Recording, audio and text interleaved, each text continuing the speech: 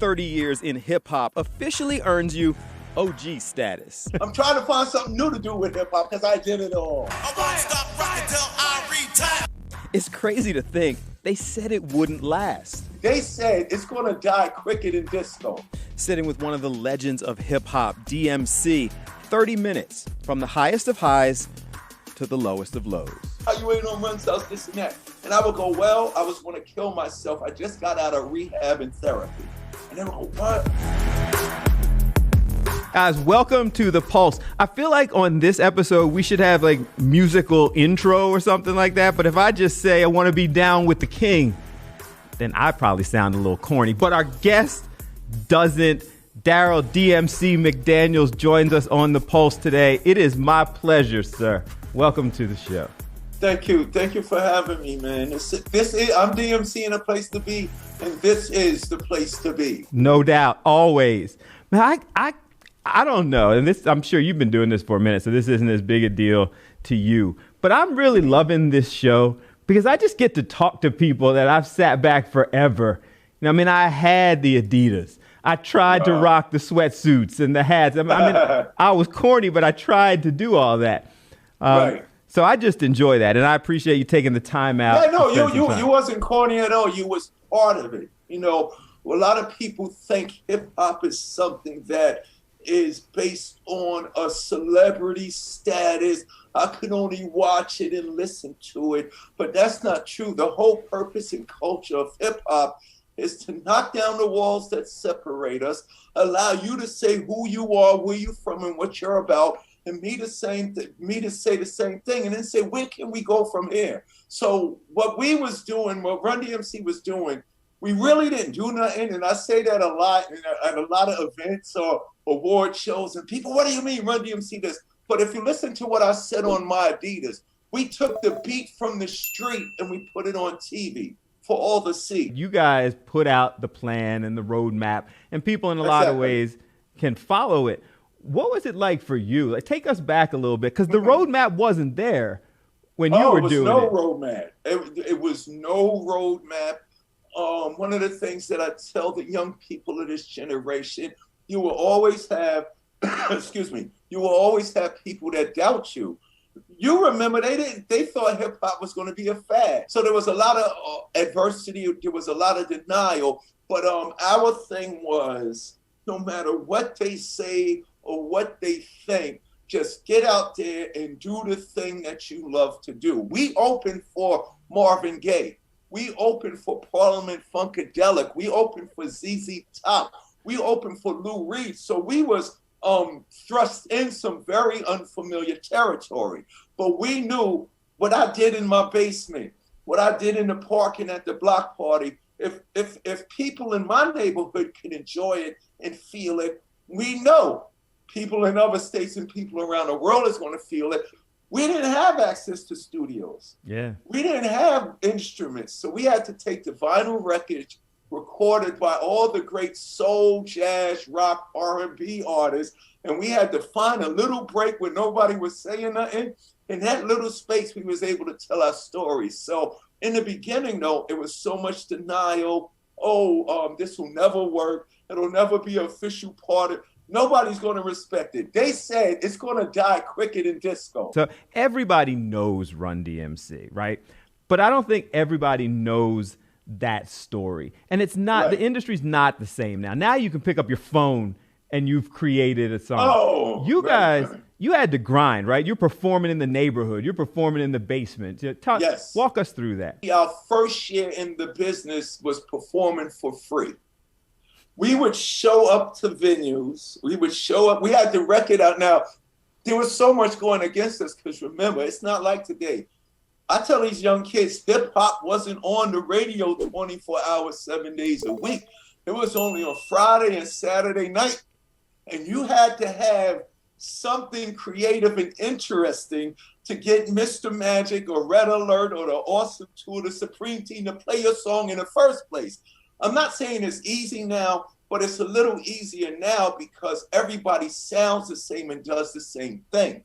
We wasn't having that. If Run-DMC was doing rock and he was using James Brown and they were using funk, You was all about your alone figuring out what can I do to have my presentation. When we started getting booked for the shows, we would literally show up backstage to the Coliseum in Virginia, knock on the door, we the opening act, and they would open the door and slam the door shut on us. Because remember, there was no videos, it was no album covers, everything was a single. So to explain what was going on, there was no recognition. People were hearing the records, but there was no, what are they, who are they, this and that. So there was a lot of denial in the beginning, but all we said was, just give us our little 15 minutes. If you had one song, if you had one 4-minute and 30-second record, that 4-minute and 30-second records was your time, your moment to prove to whoever was in front of you that you was worth something to be respected as a Stevie Wonder or a Diana Ross. I grew up, quick story, I grew up in radio. My father, rest his soul, was a manager of WDAS FM here in Philadelphia. That's a legendary legend. And I remember, and they still tell the stories, Patty Jackson, Lady B, all those people tell the stories about how he initially was not down with playing rap. And so they had launched that Saturday night show. Yep. You know, you'd have the party animals. The DJs would be in there actually spinning. And you guys did the tours and went to the stations and a lot of times had to prove yourself to the actual station. I think one of the things that allowed us to break through, to break down some of that doubt was when people, especially the radio stations, the program directors, the elders, the critics and the journalists, when they started listening to what we was writing, because in the beginning, the misconception was it's going to be negative, it's going to be profane, it's going to be violent, and this and that. But when, you know, I think Run-DMC was the game changer because, you know, Ice-T and people like that said, yo, man, these guys made positivity gangster. Our idols were Marvin Gaye and Stevie Wonder and Bob Dylan and John Lennon. So not only did we sample and steal their music, we came from an age where you could pick up an album and read about the artist. So we was like, wow, Stevie Wonder said you got to be responsible with your music. You know what I'm saying? So that was one of the things that you know, from Marvin Gaye doing What's Going On to James Brown doing Say It Loud, Black and I'm Proud, and from Stevie Wonder just doing Inner Visions and everything amazing that he did, we knew we had a responsibility if we wanted to step on the stage after those greats. Was there any point that you fathomed 40 million records, 500 million streams now as things have evolved? Right, that's crazy. Did you ever think of that when you're in the basement or doing the tour or having the door of the arena slammed on you? That's a great question. The main goal from an industry success standpoint was to have your record played Friday or Saturday night. And when that happened with It's Like That in Circle of Seas, true story, I made it. I'm done. We had no idea it was going to spread from New York across the country and then across the world. But the real famous people to us young people in this hip hop generation in our neighborhoods was the Grandmaster Flashes and the Funky 4+1 and Kool Moe Dee and the Treacherous 3 and Africa Bambaataa and the Soul Sonic Force. They were like our heroes because, you know, especially those young boys and girls from the Bronx was burning. The Bronx was like Vietnam. They had nothing, but they gave us hope and joy with this new culture they created.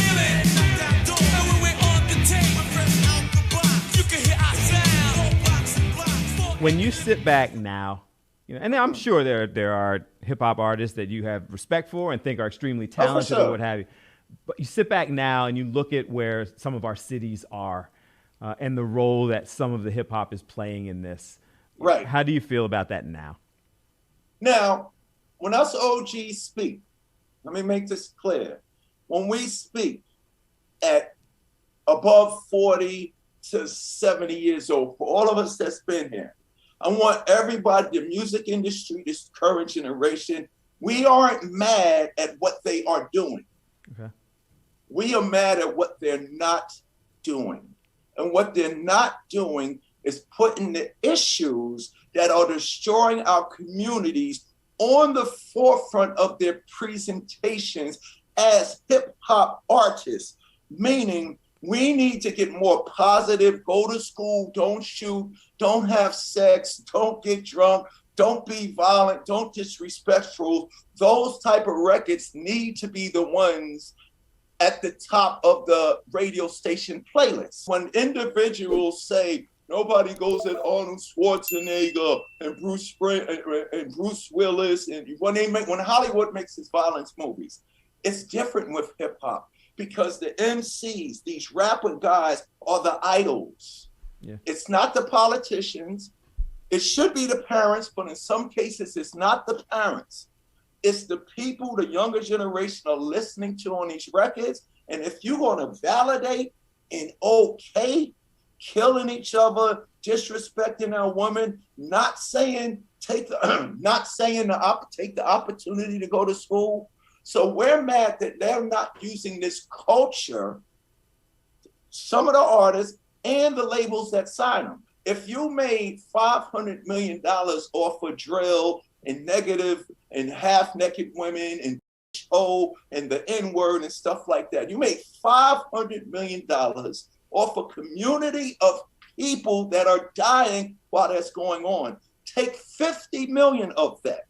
Universal, Def Jam, Sony, all of you labels, take 50 million of all the money that you have made off of Get High, this, this, that, and create a label where when those artists come to get signed, there's no cursing, no word. They can do it.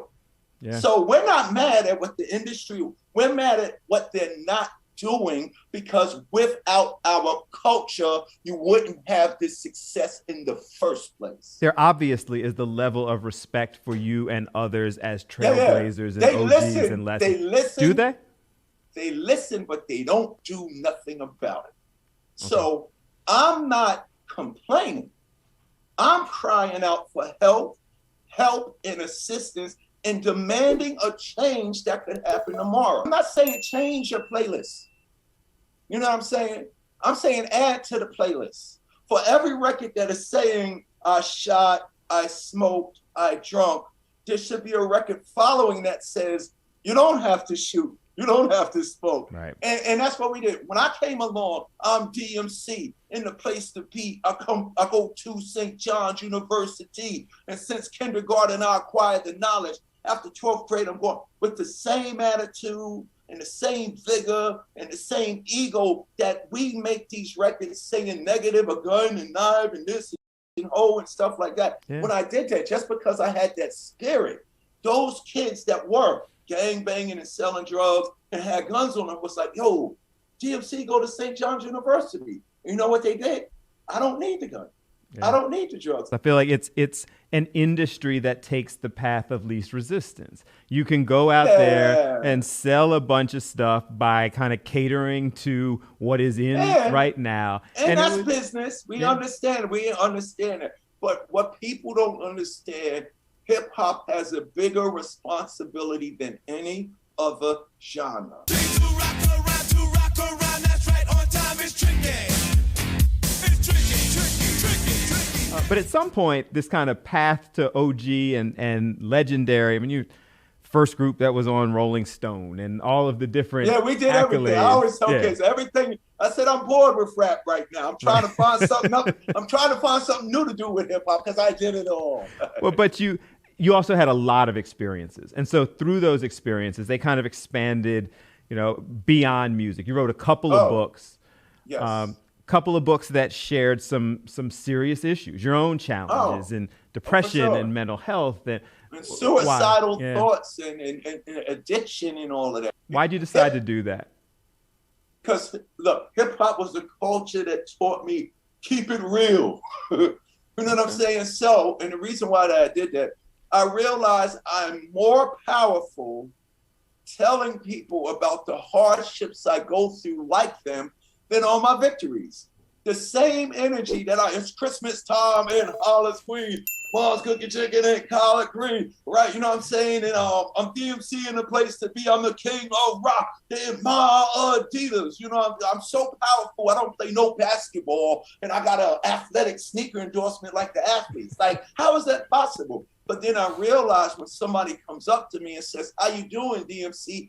I'm honest enough to go, I'm not doing that good today, my brother. I'm going through this, and that. And when I reveal that to them, that allows them to go, yo, DMC, me too. Oh, it's okay to get help. I found out that harmful, destructive behaviors are celebrated in our hood. And what I mean by that, the guy that could drink 40 doors, which was me. Okay. Nobody stopped me at number 3 and said, D, what's wrong? There's a reason I was doing it. But when I got to the 10th one, oh, look at it, buy him some more, give him some more, which made it worse for me. Or the person that just smokes all day or has sex all day, or even the violent young man and the guy that's fighting all the time. There's something going wrong. There's something going on in that man's personal life, social life, spiritual life, or household. We need to have enough confidence and courage and courageousness to address the issues so that we can become better people and create better communities. My partner Run had 10 seasons of Run's House. Mm-hmm. Remember? Yeah, beautiful absolutely. Show. Yeah. Him and Faye, that's a whole nother side of hip hop that everybody embraced, and we need more of that. But when they didn't see me on the 10 seasons, they come up to me all mad, why you ain't on Run's House, this and that. And I would go, well, I was going to kill myself. I just got out of rehab and therapy. And they would go, what? And they would go, I've never told anyone this, DMC, me too. And if it wasn't dumb, DMC, man, that's crazy. My sister, my mother, my brother. So if we don't have dialogue, we celebrate people who say, I feel like $1 million today. Right. I could take on the world. But I'm too strong. It won't get me. I can handle it.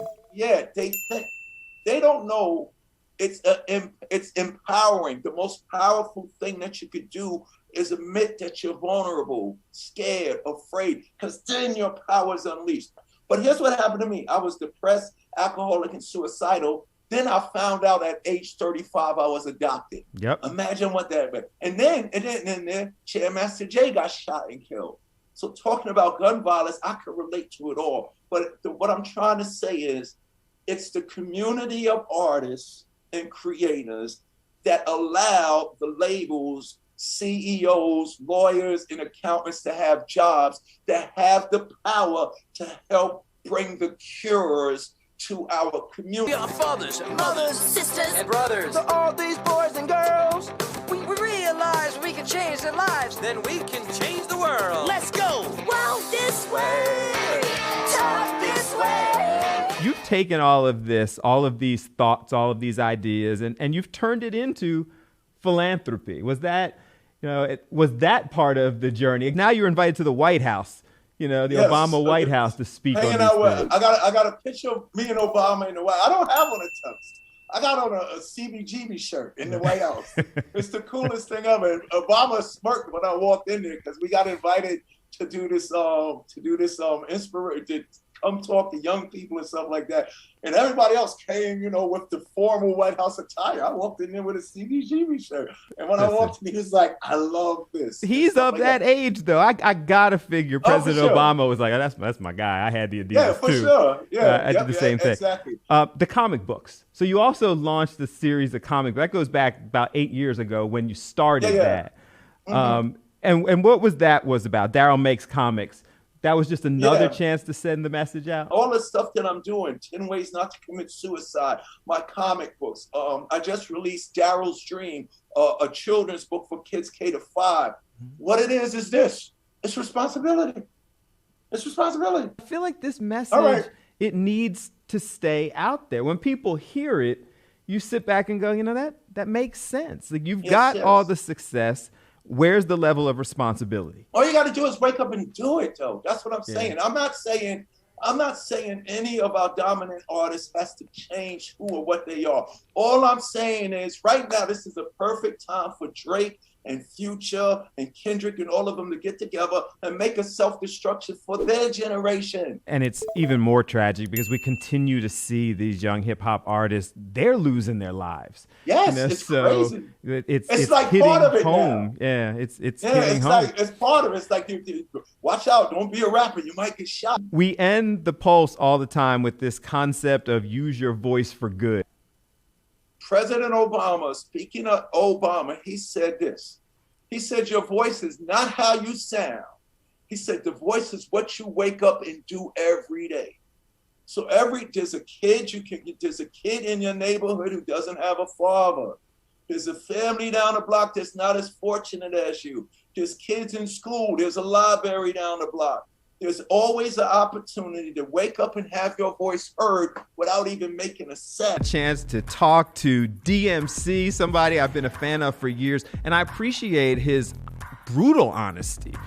His commitment to trying to make things different, his commitment to trying to make things better and owning that responsibility. Remember, you can hear the entire discussion on the podcast, and there were plenty of tidbits that you may want to check out. So go download the podcast. Every place podcasts are available. I leave you, as I always do, by reminding you, as DMC did, every chance that you get, try to use your voice for good and have a good one.